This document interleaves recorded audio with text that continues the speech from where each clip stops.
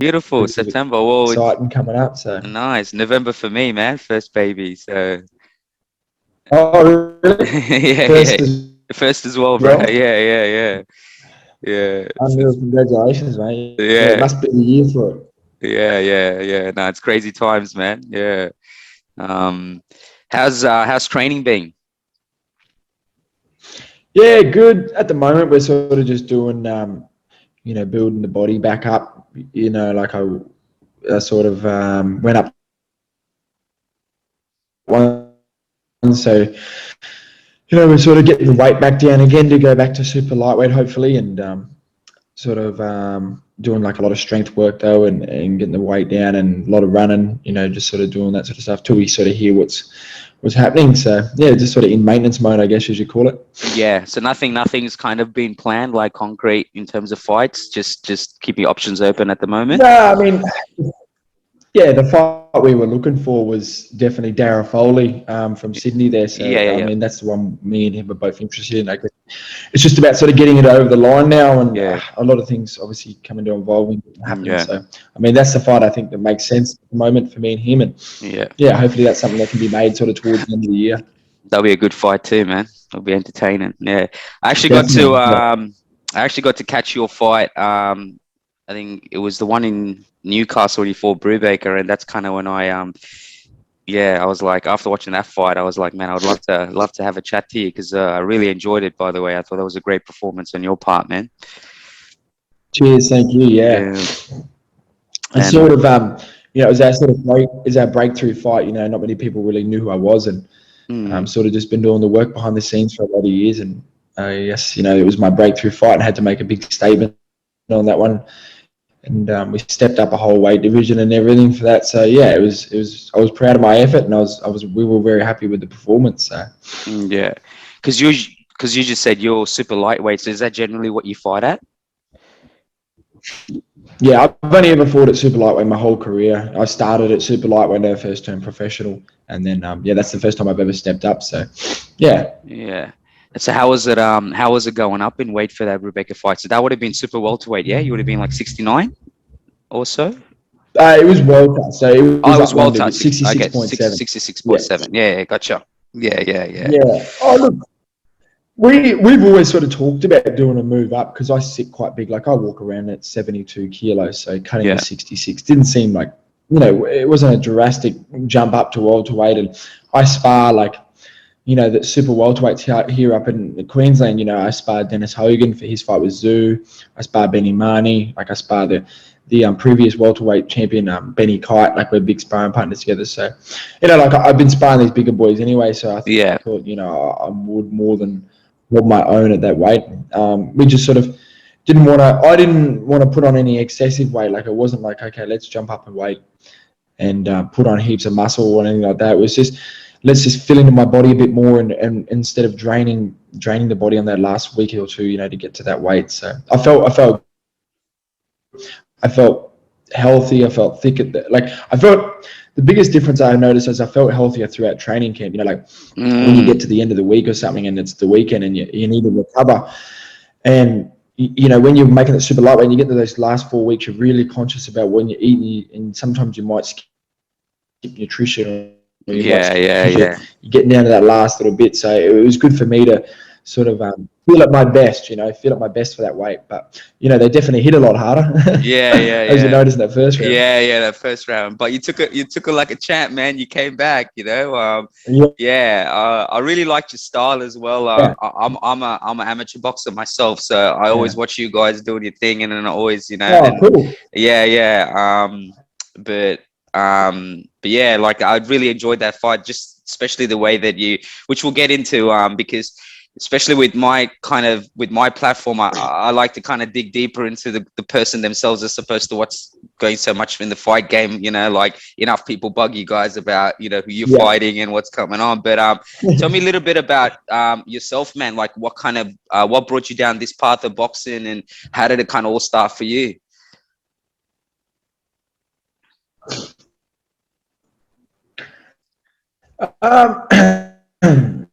I'm originally from Western Australia, Yeah. and I moved over here Queensland. Yeah, one day one of my mates just asked me if I wanted to come to the local recreation centre and try it out, and I did, and sort of took it from there, and then went to the local PCYC into Toowoomba, and because I'm from a little country town called Crow's Nest, not many people there and that, but then moved to Toowoomba and started training there, and then eventually I linked up with Brendan Smith, who's my current trainer now. When I was about 14, 15, and he's coached me since about 14, 15, and he's the former trainer of World Champion Michael Katsidis, and that's I got to meet him as a young fella, and it was all pretty cool, So, and me and Brendan, we worked together really well, and I just sort of went from there, and I don't know, boxing was I've done a lot of obviously in the lead up to all of that, I've done a lot of other sports as well. Like I've done Muay Thai.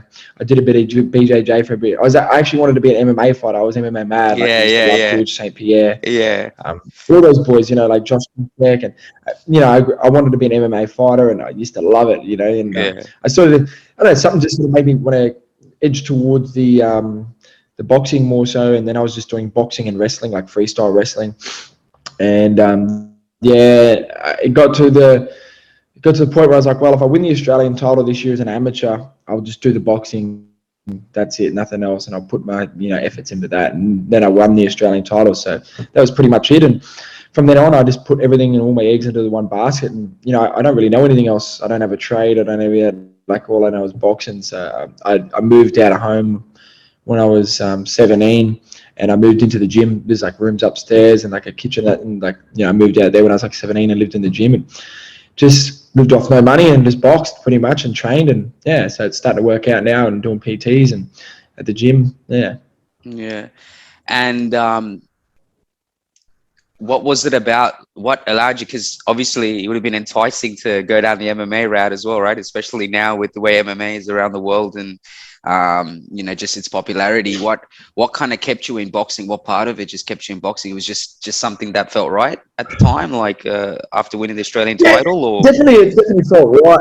Yeah, I definitely, once I won, it was that enticing. It was. Yeah. I started to think, okay, I'm better at this. of course. Yeah.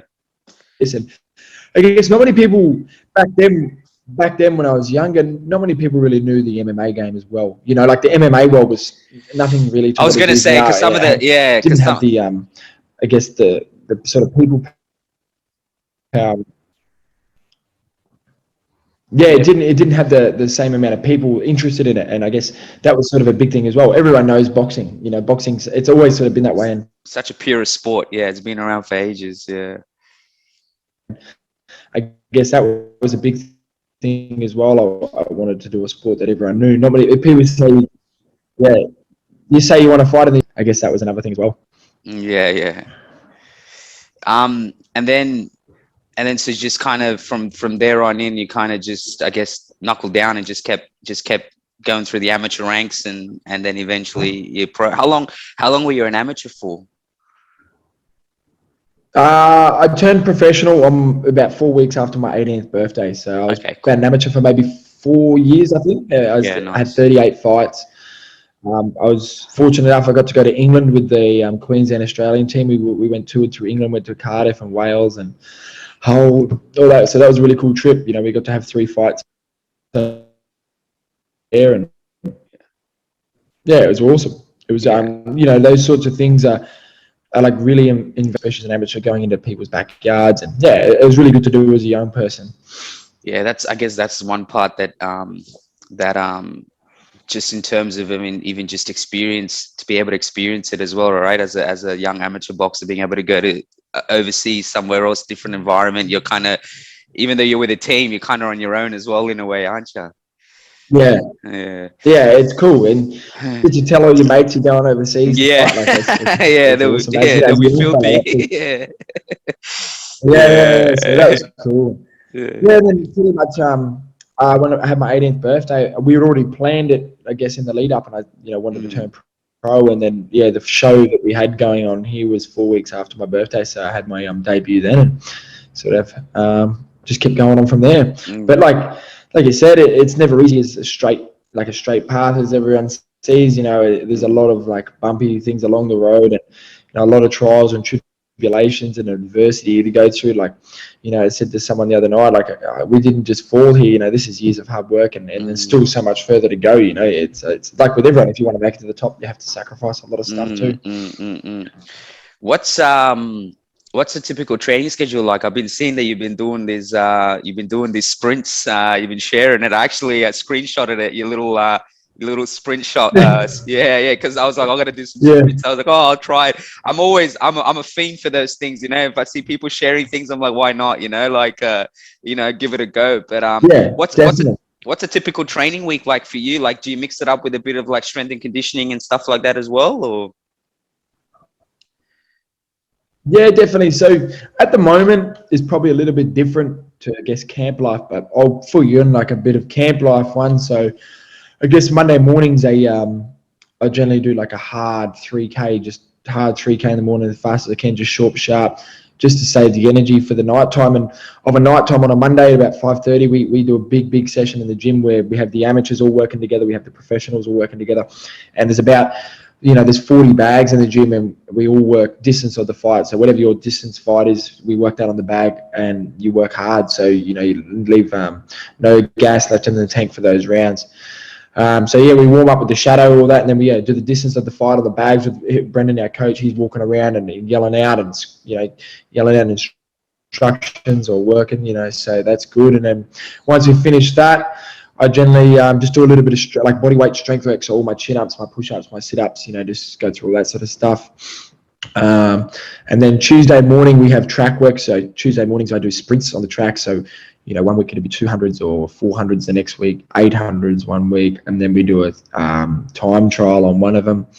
So do that, and then Tuesday afternoon I got to run all the classes at the gym. So I do like the kids class, the amateurs. So I coach all them, and then I also coach the adult class as well, like the technique class, and then I train at 6:30 on the pad, but also work it up as well.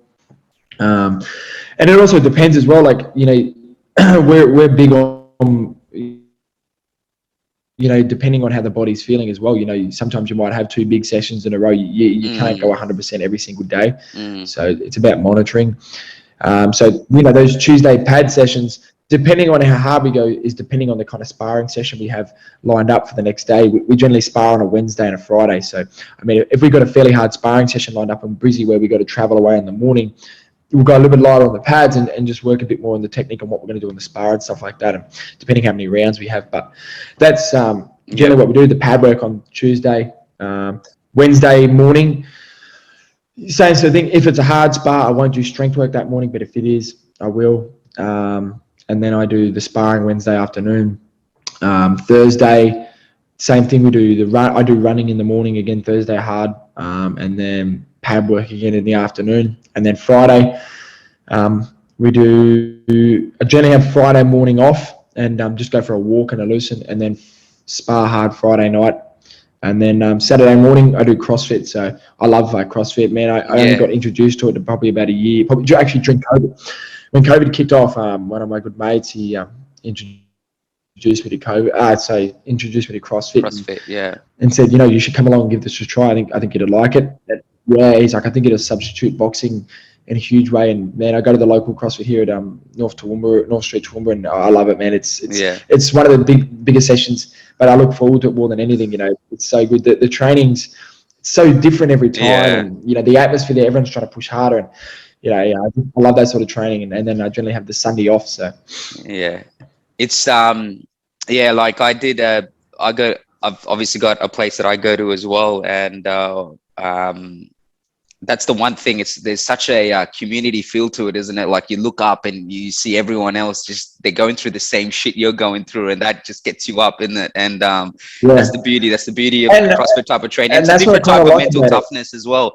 It just asks for something else of you, you know, like in terms of mentally as well. I feel like you need it tests you in different ways, and your spirit in different ways. But yeah, the one thing about it is just the energy you kind of collate with everyone else. That's what I used to enjoy about it as well, was just everyone's in there with you, you know, like you're all going through the same shit, you know. So it's kind of similar to boxing, you know, like in the fact that even though everyone's there with you, but you're doing it yourself. You know, like if you want to push harder, it's up to you to push harder. You know, there's no one on the team. You know, it is a team effort, but it's you pushing yourself ultimately at the end of the day. And I like that sort of stuff. You know, I was never really like a team sport sort of person. I don't want to rely on other people. I've always wanted to, you know, back myself and rely on myself. And if I fail, well, then it's on me. You know, I don't have to look to my teammate and say it's because of him or whatever. So I like that sort of singular stuff, you know. Yeah.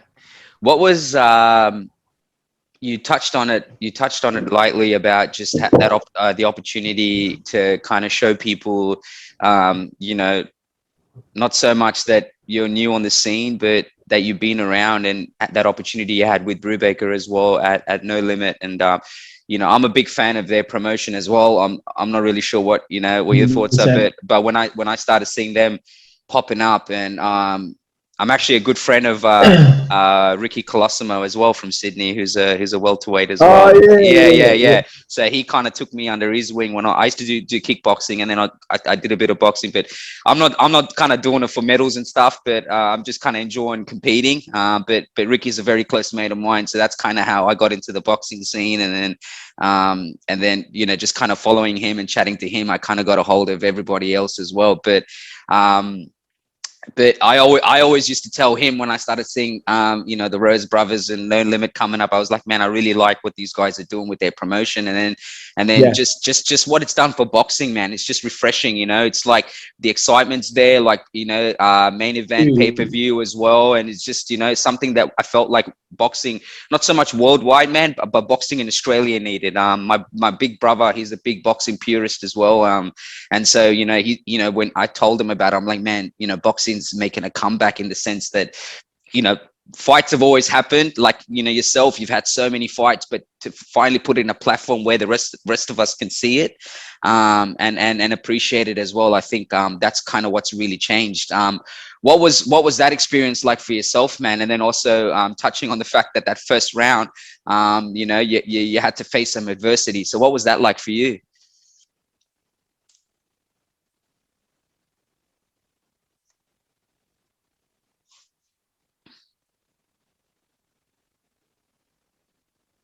Let me just continue recording it. All good.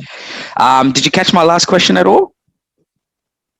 Yeah. No, I agree. I think what the Rose Brothers are doing amazing. Their shows are, you know, the best going around at the moment. And like you said, it's the platform that's been made available to us boxers now, which is unreal. And you know, I've heard a few people talk about like the fact that, you know, Paul Gallen's the main event, and I was like, I don't really care. I think the fact that he can use his stardom and his isn't, like, you know, how famous he is, that us fellas are still getting on TV and on his undercard, and I think he's an amazing fighter as well. Yeah, I was interested actually to get your thoughts on that as well. Who the main event is or who's headlining these? Yeah, mate, I think he's unreal. And I had a good chat with Gal, and we were in the same dressing room, and you know, like I just thanked him. I said, you know, thank you for what you've done. You know, you've opened up the sport in a huge way for a lot of people. And you know, like he said, he paved the way for Timmy and Wilson and myself and all these young boys coming through. And it's really good. And yeah, I think the Rose Brothers are doing the best shows around, and it's, you know, like everyone knows who these NRL, and it's because they're on TV every Friday, Saturday night, you know, pretty much every week. And they're on a footy show and all this, the same kind of, I guess, if we want the boxers to have the same kind of star power as all these fellas, then we need to be on TV. You know, they need to have free shows going on TV every Friday night to people. And we need to be on these TV sets that people can get behind us and get a bit of a following and a liking to certain fighters and follow our careers, you know, and that way we get paid more and we can then travel overseas a lot more, and we're all fighting round and round.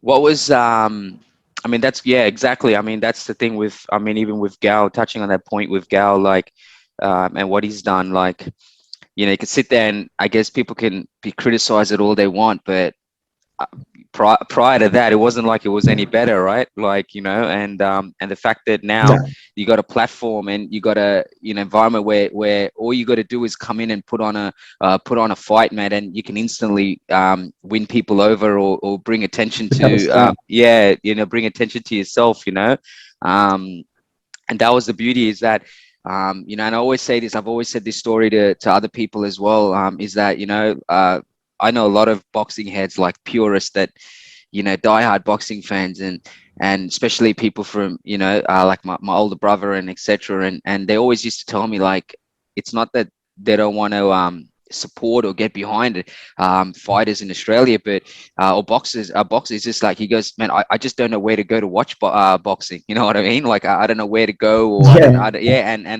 and that was always half the issue, was just that it was the lack of awareness. People just didn't have the people know good boxers, or can get behind people, but I think it was just a lack of awareness of, okay, who's good, who's not, and that was kind of like what inspired me to do what I'm doing with my platform, was that I didn't want it to be one of those situations where people get to the world-class stage and then they're like, oh, he's an Aussie boxer, like, oh, he must be good, but like, it's more so like understanding, and by the time they get to the world stage, like, you would know more than many, that you look at even in the States or in Europe, by the time guys come through the amateur ranks and they become professionals, man, people already know who they are, so there's that hype behind them. They get behind them, they're like, yeah, dude, this dude's legit, you know what I mean? He was in the amateur circuit, and that's kind of what inspired me. I was like, man, I don't want people to get to the world stage or the national stage and be like, and not really have a story behind them. I wanted people to be like, yo, I know who they are, like I've been watching them come up the ranks. So like, and I feel like once it gets to that level where from the amateur ranks through the professionals, then I think it also helps the sport and people are more aware. And then so by the time you get on a no limit or whatever it is, people know, they're excited and they're anticipating to watch you fight, and I think Definitely. I think that's a massive advantage. And a lot of you guys are going to start popping up again in all these promotions as the year goes out and years to come as well. So now, like, with a type of fight that you put on, people will be like, oh, okay, I can't wait to see him fight again, kind of thing. So I think it's great in that sense. And I think, like I said, Gallon's got a big part. I got after that. Yeah. No, I was just saying, the amount of messages I got after that fight was, we can't wait to see you again on, and next time you're on, we'll watch, and everything like that. So like you said, it's already got that sort of traction, like you were talking about. Yeah, I mean, what was it like that first round, man? And what was it like, just that experience of just being in Newcastle? And it was in Newcastle, right? Am I right? It was in Newcastle. Wollongong. No, it was in Wollongong. It was Wollongong. That's right. Yeah, I had a mate come down for that one. What was that experience like, man? And what just, I guess just start with the fact of just the environment and on what it was like fight night, and then kind of lead into the just having to face that adversity after the first round, man. What was kind of going through your head at that point? Yeah, on this fight, I made a conscious effort of, like, I didn't want to finish it and not remember any of it. Like, I wanted to soak up every second of it, like the whole lead up, the fight week, the press conferences, the weigh-in, and even fight night. Like, I just breathed it all in. I wanted to remember this night for a long time. Not many people get to experience these kinds of things. So I'm fortunate to get to do what I love, and such a big audience that night was unreal. So, I wasn't as nervous as I usually am for fights. It was weird. Like, I was more just, I was so keen to get in there. Like, I was nervous, but I wasn't like I normally am. And I was so excited to get in there. I was like, I just can't. I just want to get the first round out of the way. I want to throw that first punch. And, like the first round, like, I guess when you get dropped like that, I was more mad. I was like angry at myself. I was like, God damn it. This is the moment you've been waiting for, and then you get dropped in the first round. Yeah. But then, like, I thought straight away, like, this is okay. I guess, like you said, Anthony Joshua said it best. He said, no one teaches you how to get up from a knockdown. You don't walk into the gym one day and your coach hits you with a baseball bat and says, okay, now get up and keep sparring. No one teaches you how to deal with a knockdown, or how to come back and stay mentally up and deal with that adversity. I guess, you have to do that on your own. And when you train through those years and years, hopefully your coach has, made a mental impact on you that, taught you about adversity and taught you how to overcome these sorts of things, that when it happens, and if it does happen, that you can sort of overcome it. And when I got dropped, I remember just thinking, all right, now you've got to win every bloody round after this. And I looked to my corner, and Brendan was telling me what to do and circle away from the right hand. And he said, I remember him saying clearly, like, don't worry about this round, like just drop this round and we'll pick up from the next one, start again next round. So I guess, yeah, I was more so just, I knew when I went to I went to go for an uppercut, a right uppercut, and I knew when I went to go throw it, I was like, I probably shouldn't. It's like, I was like, I'll do it anyway. And I don't know, it's something I never do, and I did it, and I paid the price for it, I guess. And yeah, it's a weird feeling to get dropped. And I guess you just sort of, you have to stay mentally on top of it. Like I just had to, it's boxing's more of a mental sport than it is physical. So I just stayed mentally strong, and I kept thinking, I don't get hit again, don't get hit again, don't get hit again, and use the feet. Don't, especially earlier on in a fight, like stepping up, like I said, to welterweight, I shouldn't have stayed in that first round so heavy set in the feet, because you're fighting a bigger man, punch stronger, more weight. So you fight a bigger guy, use the footwork, and then I got back to the corner. That's what Brendan said. He said, mate, the plan, was to use the feet. So let's do that and cut the angles. Jack's very heavy set, and he comes forward straight in, and he doesn't do well with angles, So that's when we started to get on the jab and hit that right hand and step to the right and hit the left and hit to the left footwork. So, yeah. I felt like, I don't know, I just felt like you kept, I know I may be wrong, but you kept things simple in that fight, like a lot, a lot of your boxing, that's what I liked. You just kept it very technical, and you kept it very simple, and there wasn't anything that I felt like you did that was very flash, but just your fundamentals were so on point after that. And not saying before that it wasn't, but I mean before the knockdown, but I just felt like that whole fight, you were showing people the fundamentals of boxing, and it was just working, which is awesome. And you look at all the good fighters, like look at Mayweather and all that. It's nothing flash. It never really is. It's a good jab and a good right hand, and I always said that basics wins fights. If you can have good basics, you'll generally win 99% of fights. And the instructions were for me to throw my right hand and step off to the right and throw the right hand again around his jab. We watched the fight with Zoo, and Zoo landed that many right hands on him just because of where he holds his left hand and how Jack comes in very straight and wide-legged. He's very wide in the legs, so it leaves you open when you throw your shots to be stepped down around the corner on. So that's all it was. It was good footwork and a good right hand won the fight for me. Yeah. What's your what's preparation like for yourself, man? Like just mentally, everyone I talk to, they always have something, they always have this, they have this pedigree, mental pedigree about them, but their preparation is different. Like, some people, whether it's, reading books or visualization or, or meditation or things like that, like what mentally prepares the Viking? Like, what do you fight week and just in general, what gets you up, man? Like, you of all people will know, like, as much as you love boxing and as much as you love fighting and it's your life, you got to be motivated, and it's easy not to be motivated some days, and you're dragging yourself into the gym, but you got to do it.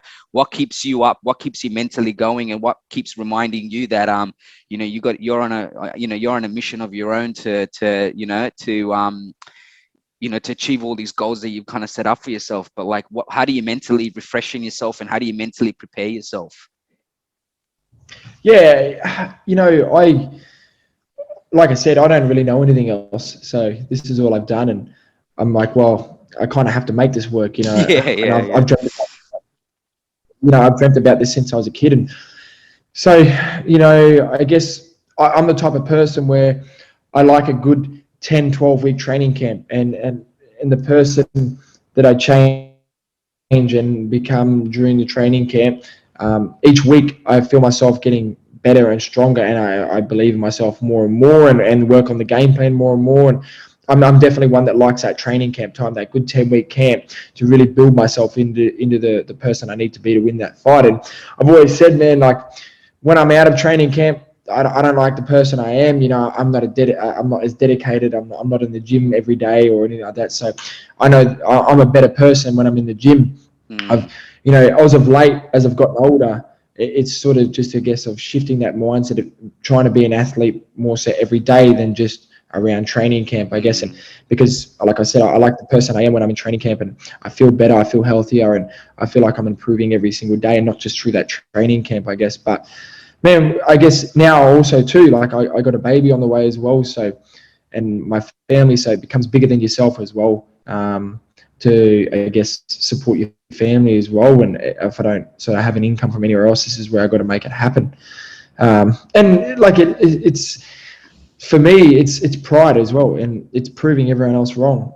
You know, it's the pride of it, and to prove everyone else wrong. You know, man, there's so many people that messaged me after this fight that back in the day laughed at me, and people that, you know, had no belief in what I was doing. You know, they're like, oh yeah, he's boxing, but is he actually at the level he says he's at? And, you know, like I said, it was good to finally get that opportunity on such a huge scale to show everyone, and the amount of people that messaged me after, and it was a nice feeling to get that from them. You know, it was a nice, I proved you wrong, you know, and I'm going to continue to do that. That's probably, yeah, like, I guess, you know what, that's probably my biggest motivator, is proving it to myself, and then also proving them wrong. Like when I first fought for the Australian title, I wasn't really sure. I was like, oh, I don't really know how I'm going to go. Like, you know, I was young and I didn't really know. And then I won that one, and then the next fight I won, and then the next fight. Every time I sort of just keep surprising myself, and I keep shocking myself, and I'm like, wow, you know. And with success brings confidence, and confidence brings success. You know, I'm a big believer in that. The more you win, the more you're going to want to win, and the more you will win, because you believe in yourself more and more. So, you know, and I just sort of, my mindset, the closer I get to the fight, the more I solely believe that I'm born to do this. Like, I know it's a bit cliche, but that's what I really believe I'm born to do, is fight, and I love fighting. And I guess you don't really find that out unless you kind of go through the trials and tribulations, like someone like yourself has gone through as well, right? Like, you know, you've thrown, especially when you throw everything at it, right? Like you said, this is it, this is all you know. So, you know, you have to have that self-belief, otherwise you're not gonna go. You're not gonna go anywhere, really. You know, like you said, like you said, and when I got dropped in the first round, like, it was kind of like a thing in my head. I'm like, gee, this is going to make a cool comeback story. You know, like, I remember watching like fights with like Castillo and those, and they get dropped and then they come back and win. I'm like, no, you know, at that point I could have turned around and be like, no, I'm done, and no, I can't win the fight, or can turn it into a positive, like, this is going to look so cool after, you know, get dropped and then come back and win. Like, it's going to make a whole better story, you know. That's how I thought of it in my head. I'm like, no, I'm going to make this a good story. I'm going to make this my story. Yeah, like, I mean, it was just it's funny hearing you kind of articulate what you were going through at that moment, because now when I look back and I think, like, it was almost like the second that moment happened, you just sprung into action after that. Like, it was just everything after that was just you were on song, you know. And it wasn't like you weren't, but it was just like, you know, some things just, they just wake you the fuck up a little, you know what I mean? And I feel like you were a whole different, your whole persona, your body demeanor, everything was just different after that, you know. And it's just crazy hearing it from, you know, from your personal self as to what you were going through. And what's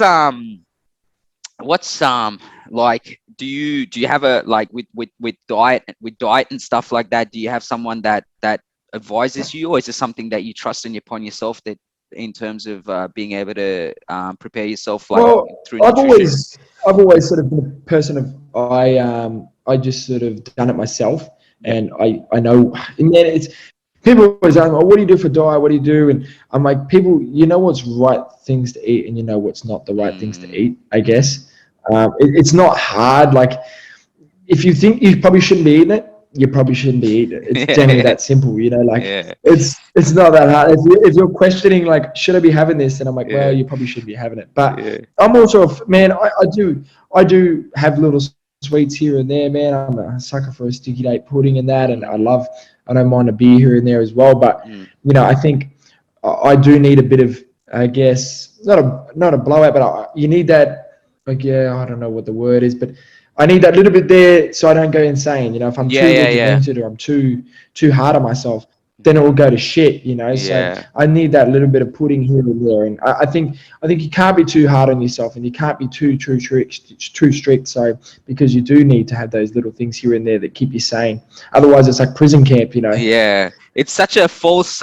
It's such a false. You know, perspective on even just being an athlete, right? They think that you 24/7 you live, you know, like, and it doesn't necessarily mean that you're not eating clean. It's just in once in a while you need it, and it's good for you mentally. I know Yeah. exactly what you mean. Like my coach always Yeah. says, yeah, Mentally. yeah. He always used to say to us, like he would go and eat like a 700-gram steak or something. He goes when he knows that like you said, that prison, like you're in prison kind of mind state. He goes, man, go Yeah. somewhere, take your missus, go somewhere away from everything, go have a nice meal, and just, you know Yeah. what I mean, relax your head a little bit, you know.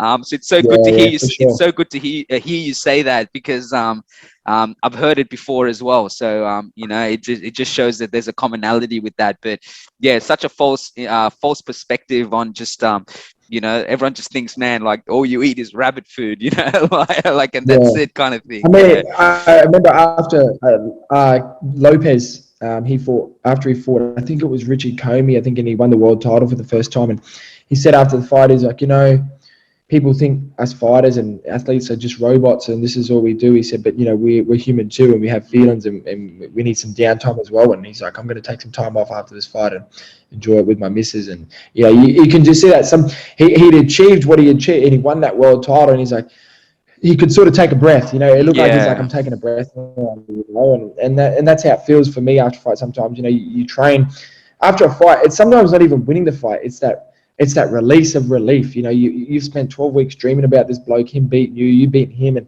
it's such a build up and war of words and everything goes into it.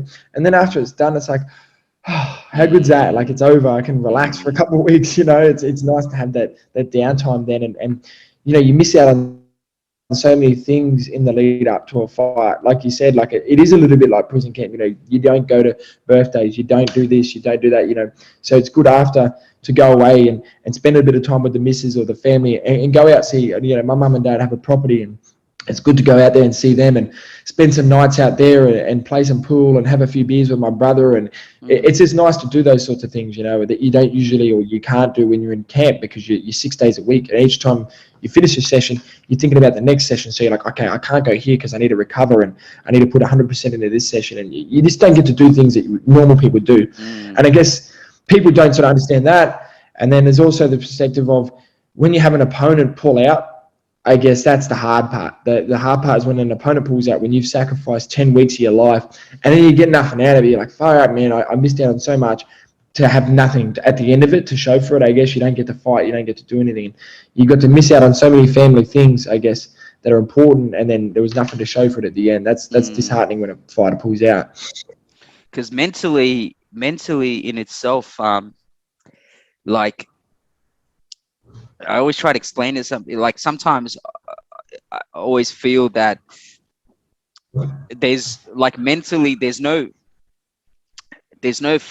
physical, there's no, like, say for example, you go to training, you do your CrossFit, you're physically exerting energy as well as mentally. But like everything that you've kind of explained as well, just the mental aspect of it can weigh you down as well, you know, like, and you could feel like a sense of, you could feel like a sense of physical presence when you're mentally drained or mentally not there, or it's meant, you know, things are mentally impacting you, and you just feel this weight, and then you don't realize till you find a way to alleviate that and just be like, oh, you know, find a way to kind of relax, or, you know, kind of find another perspective. And then you realize, holy shit, like this was physically impacting me. Like you could feel it in your body and your bones when something's wearing you down. You know, which is something that you don't really, I think people don't really see from athletes as well, is that the mental aspect of it. Yes, you got to be really strong, but you can also feel a sense of physical presence from it as well if you don't deal with it correctly. Yeah, 100%. And Yeah. like, I guess with people when they have a normal job, you know, people get weighed down in a normal job as well. You know, they get sick, they take days, you know, just from how mentally draining can be. It's no different as an athlete. Yeah, look, at the end of the day, we get to do what we love. Like it is what we do we love, but so many mental things happen during a training camp and the lead up to fights that, yeah, it can take a toll on you physically. Like, you know, and Brandon's always said, if your outside life of the ring isn't right, your inside life won't be right. Your training 100%. Won't be right. Now that, you know, you got to have the whole circle correct. And if you're, you know, home life with your girlfriend, like, look, you can't always get it right 100% of the time. But I know sometimes if you're blowing with the missus and then you're trying to go spar or something like that, it makes it very hard, you know. But I'm very lucky. I've got a good partner, and she's very understanding of that sort of stuff. If I'm close to a fight, and they know, girls, you know, partners, like all fighters would agree this. They all know how moody we get in the fight time. Like the last 2 weeks. They all know the tread easily. So. It's so funny you say that. Yeah, no, it's so true. Like it's collectively a lot of things need to be in a good place. It's just not so much about turning up to training, but I think definitely my wife will agree with you on that one, man. But and I'm an amateur boxer, so imagine what it's like imagine when you're a professional and it's your whole life, you know. In terms of recovery, what's that like for you, man? Do you like what's recovery like? Do you is it just, you know, is there certain things that you do in terms of getting your body upright? Like, what are some of the things that you do? I'm big on massage. I get massage, generally try and do it once a week in camp.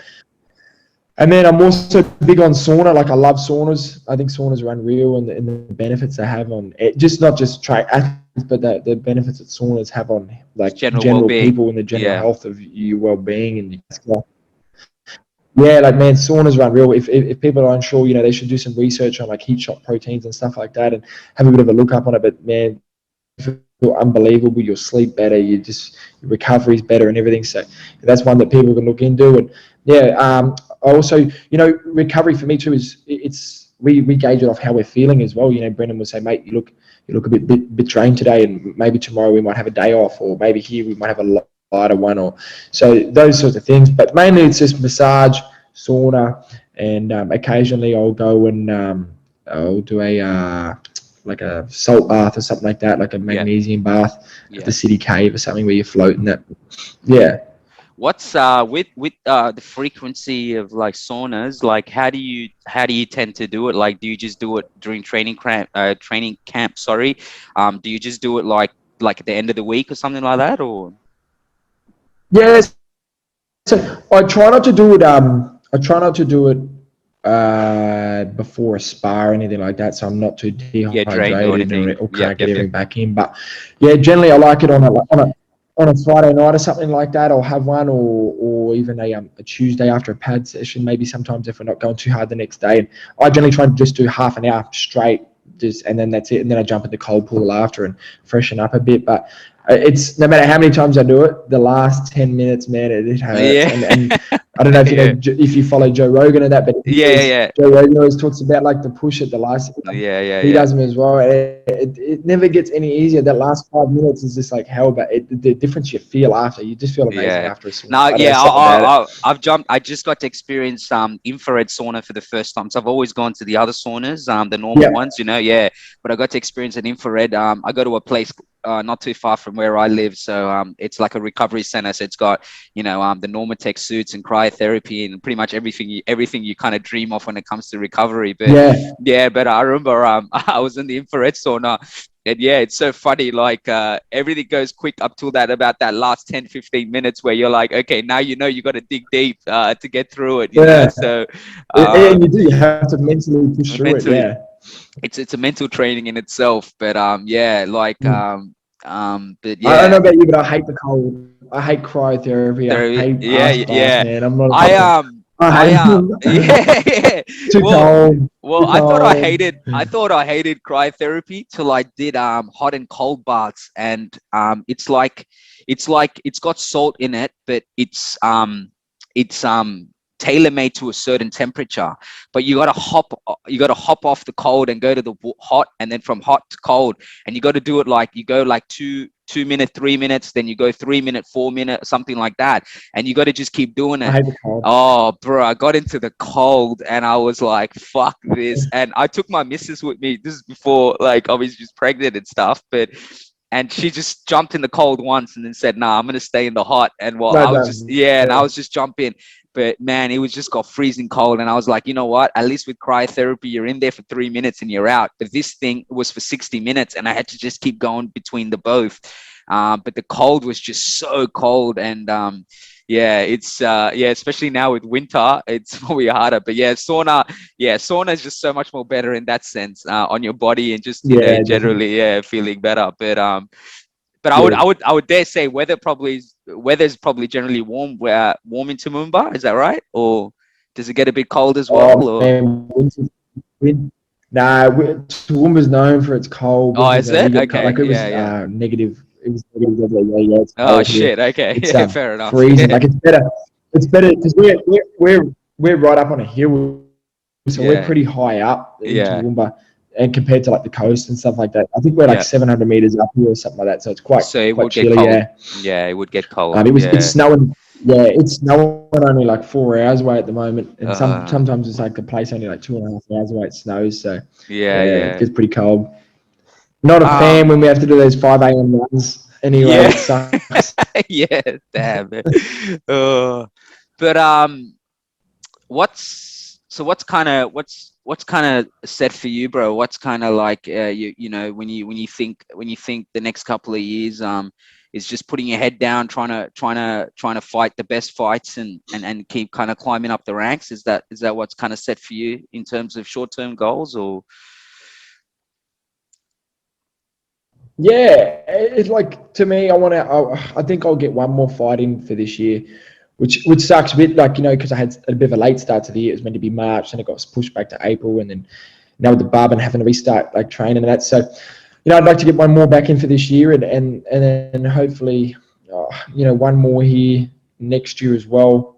And then hopefully, you know, if things are opened up in the world in a good way, then hopefully get overseas. But like I said, man, it's one of those things of, you just got to keep working hard and, you know, be humble enough to know you don't know it all yet, but be, you know, I guess, you know, ambitious enough to know that you can achieve it all, you know. So that's me, you know. I'm grounded enough to know that I've got plenty of more work to do, but I'm ambitious enough to know that I can achieve all I set out to do. So, you know, I trust Brendan, my trainer. You know, he's been all over the world with Katsitas, and he knows all the promoters and that over in America and England. He's all, when the time's right, we'll make the push to overseas, and it's going to be another story of where this kid come from. You know, the same thing with Jack Brubaker. It's going to be that thing when we burst up the scene over there, and we're going to make sure we're ready. You know, there's a few that have fallen short over there, and I want to make sure that when we make that scene to bust over there, and I'm going to be ready, and I'm excited for that, and it's making me hungry to keep pushing on to the next level each time. So,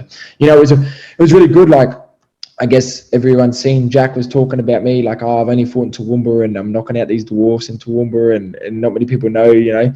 And then to do that is he got to eat his words a bit too, so it was good, you know. It was good. It's you just, I mean, you know. And another thing is, I mean, for someone like yourself as well, I guess is every opportunity you got to grab it with both hands as well, right? Just because of where you come from, and just because of the lack of exposure is probably the word I'm looking for. You know, just, you know, and so when these opportunities come, when the big stage does come, you gotta fucking take it with both hands and just show people like, yo, like, you know what I mean? I might be some kid from Toowoomba, but you know what I mean? Yeah.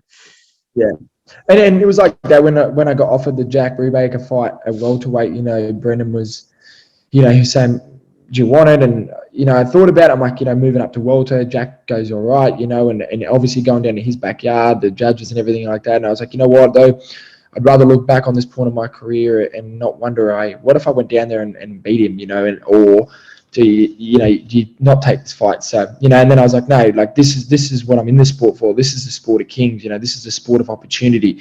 I was like, if I was some young kid from poverty, like, you know, Pacquiao, and that he'd jump at this fight no matter what, no questions asked. Like, it'd be because he needs that money, you know. So I'm like, you know, I need to be the fighter that I say I am, and I need to get in that ring and beat him. So I took the fight, and you know, it all turned out good, and that's what I need to continue to do and keep. It's experience too, you know, like the amount of experience I gained from that fight with Jack Brubaker is like, it's massive. Like I learned more from that fight with Jack than I have any other fight, and that's what happens. You know, people want to throw these fighters in very quickly and chuck them in, and it's like, no, these young boys, like, I'm only 24 and I've got so much more to learn. I know that for a fact. I've got so much more to learn if I want to make it on the world scene. So I just got to continue to grow, continue to learn, and gain this experience in these fights. Every fighter is offering a different style to me, that when the moment comes and when I fight for a world title and I'm dealt with more adversity, that I can deal with it, because I've had to deal with every single style, and he will throw at me nothing that I haven't seen already, and I'll be able to deal with it, and I'll be able to win.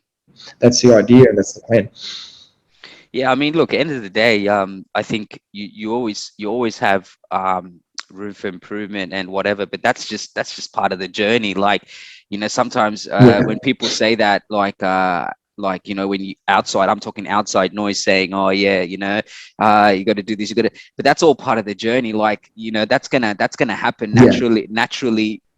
It's gonna take its natural course, because that's the kind of lane you're on, you know. So gaining those experiences and knowing where you need to be in order to go where you want to go, it's going to happen with the fights that you take anyway, you know, and you know, one fight after another. So, and every person that I've ever spoken to who's got those ambitions have always mentioned, and it's great to hear from yourself as well, is that they've got going overseas in their mind. You know, they've got going to the States and Europe and fighting all these big fighters in their mind. They know that is that's the stepping stone to, you know, it's a guaranteed stepping stone, you know, to go to get to the level and to accomplish what you're trying to accomplish. So I think that's great that you said that, because there's a very few, and not everyone says it, but there's a very few people, whether it's in boxing, MMA, that I've spoken to that have always kept that in their mind, that, hey, this is where we're heading, kind of thing. It's not just getting to the national scene and, you know, whatever. They know that to prove yourself, that you got to take those tough fights, you know, where, you know, especially with something like boxing is well respected, and the level of standard is very high as well. The pinnacle of the sport is over there, you know. Look, Australia is great, but we're a small part of the world, man. There's a big world out there, and there's a lot of fighters out there. So, you know, I think if you get a bit small-minded on Australia, it's like, man, there's a big world out there, and there's a lot of good fighters out there that are just as hungry as you, and there's some kid working just as hard as you over there, and there's a lot more over there, like you said. So it's a bigger pond, you know. So if I could get over there and conquer that pond and be a world champion, that would mean the world to me. But I know I have to go there to do that. So, and go into the Lions Den and their backyard to do it. And look, there's no sweeter feeling than seeing a fellow Aussie do it. I mean, how amazing would it be right now to see George Kambosos go over to You took the words out of my mouth, bro. He's got a huge task in front of him, man. I think, gee, that's a hard fight, but you can't knock what that man's done, man. George Kambosos has done it the hard way. He's fought his way up, and he's got his way to a mandatory. And look at him now; he's over there fighting for the undisputed world titles, titles. And he can bring them back to Australia, and it's only going to help us. 100%. Yeah, it's only going to help us as well. 100%. And I just think, and I'm glad you touched on it, because funny enough, I was just thinking about that, and I was just thinking to myself, like, you know, given all the shit that's going on at the moment, right? Like, you fucking had Logan Paul fight Mayweather and all these shenanigans going on. But I was going to actually, you know, later this week, I'll be putting up a post about Kambosos, and just the fact that regardless of the results, regardless of how that fight goes down, fights like that and what he's doing is what's going to elevate us as a sport in Australia in boxing. You know, like, it's going to bring us to that stage, an international stage. 100%. You should be getting goose. Yeah, exactly. These younger fighters should be motivated to see that what he's doing. You know, they should take that on board and take that mentality on board of the way he's done it and the way he's gone over to England, then gone back to America. You know, they should take that on board and really put that sort of same mindset into theirs and be like, that's how I want to do it, you know, because that's the only way to do it, really. That is the only way to do it. Yeah. You know, it's the same with like a lot of the great fighters from Australia. You look at Costa Zoo, he conquered Australia, then he went over to America and conquered there. And this is what you have to do. If you want to do it, that's the way you have to do it. Yeah. And I just think that, boxing purists and boxers like yourself, you'll be having your eye on it, and and knowing what Cambosis is embarking on. But I just think I don't know. I wouldn't say there's been a lack of respect, but I just think that people need to really embrace what's about to go down, and how big it is for Australian boxing, and just and really just embrace this, and regardless of whatever happens, and whether anyone's giving him a chance or not, he's about to open doors, and he's about to show, I believe, that we do have the pedigree to compete with the best of the best in the world, regardless of where we come from. And I just think that it's exciting, and I just think that everyone should get behind it and really embrace it, because this is what we want. This is what we want. As a nation, especially for boxing, these are the matches and these are the fights we want, so that it keeps elevating. Like you said, it keeps elevating us. Then the next person knows where the bar is, and let's take that bar and go further. And I just think that I just think it's exciting, and it deserves he deserves all the respect. Yeah. Sure it does, man. I 100% agree. And it's a shame that there's not as much media attention around for George Kambosos and what he's doing on that fight. Certain fighters in Australia are getting that sort of media attention, but you got to look at someone like him who's actually fighting for the world titles, and not just one, but all of them over there. All of them, yeah. It's a bit of a shame he's not getting the sort of media attention that he should deserve. But look, I think if he goes out there and wins it, he'll get all of it, and it'll be well deserved if he does. Yeah, 100%. Look, I won't take too much of your time. In terms of boxers, is there any boxers, past or present, that you've kind of always studied, or you've kind of shaped your fighting around, or are just a fan of, really? Yeah, man, I've always been a huge fan of Marquez, Juan Manuel Marquez. Love his style, Mexican style, man. They're unreal. And obviously, I love this fight with Michael Katsidas, who was from our gym, and that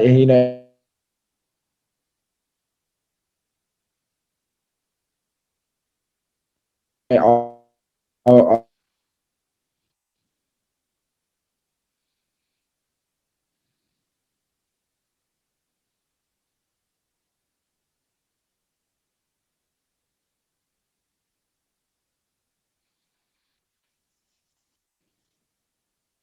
I think it just froze there.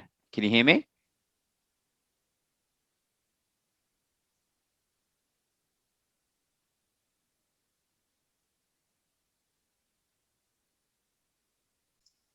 think his style was. Can you hear me there? Best Australia scene, and he was unreal. And I also like Jorge Linares as well, who just fought against Devin Haney. He's had a huge career, and to see him bounce back after the couple of losses he has had in his. Also, like, not people know, but Joe Kawasaki. I think Joe Kawasaki's one. He was a freak, man. That guy is he's unreal. I don't know if you're in the UK, and he's unreal. So yeah. He's a great fighter. They're probably my favourite fighters there, and I saw him to my style as well. Yeah, nice. Well, Stevie, man. Yeah. Can you hear me? Yeah, mate. Can you hear? Yeah, you just froze out for a bit, but I can see you now. That's all good. Yeah, mate. Nah, that's awesome, mate. Look, I know you got a busy day ahead of you, so I won't take too much of your time, but I really appreciate you giving me your time, man. I've been wanting to do this for a minute, so I'm glad I got a hold of you, and I really appreciate you giving your time and sharing your story as well. And I'm definitely a fan, man, and I'm looking forward to what's next.